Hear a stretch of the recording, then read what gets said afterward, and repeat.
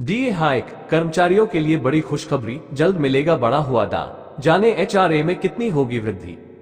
DA hike, केंद्र सरकार के कर्मचारियों के लिए बड़ी खुशखबरी सामने आई है। मार्च महीने में महंगाई भत्ता डा 4% बढ़ाए जाने के बाद कई कैलकुलेशन बदल गए हैं। जून में नई सरकार के गठन के बाद जुलाई से केंद्रीय कर्मचारियों के महंगाई भत्ते की गणना शून्य से की जाएगी। ऐसे में अब सवाल ये है कि अगर डीए की गणना शून्य से की जाएगी तो मकान किराया भत्ते का क्या होगा। केंद्रीय कर्मचारियों का महंगाई भत्ता साल में 2 बार संशोधित किया जाता है। 2024 में डीए 4% बढ़ाकर 50% कर दिया गया, जिसके बाद जुलाई से महंगाई भत्ता शून्य हो जाएगा।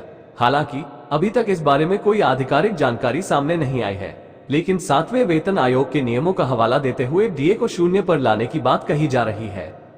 जुलाई के बाद महंगाई भत्ता शून्य हो जाएगा, लेकिन अगर ऐसा हुआ तो 2 चीजें प्रभावित होंगी। पहला ये कि महंगाई भत्ता न सिर्फ शून्य हो जाएगा बल्कि कर्मचारियों का मकान किराया भत्ता एचआरए भी एक बार फिर से संशोधित हो जाएगा, क्योंकि संशोधन नियम यहां भी लागू होगा। केंद्रीय कर्मचारियों के मकान किराया भत्ते में होगा संशोधन। मौजूदा समय में केंद्रीय कर्मचारियों को 0 से 24% की दर से मकान किराया दिया जाता है, 24, 16, 8।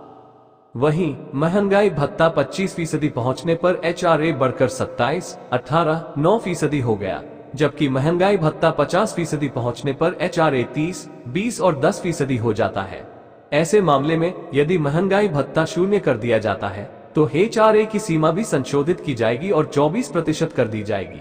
वर्तमान में एक्स सिटी श्रेणी में 30% एचआरए, वाई श्रेणी में 20% एचआरए और जेड सिटी श्रेणी में काम करने वाले कर्मचारियों को 10% मकान किराया भत्ता दिया जाता है।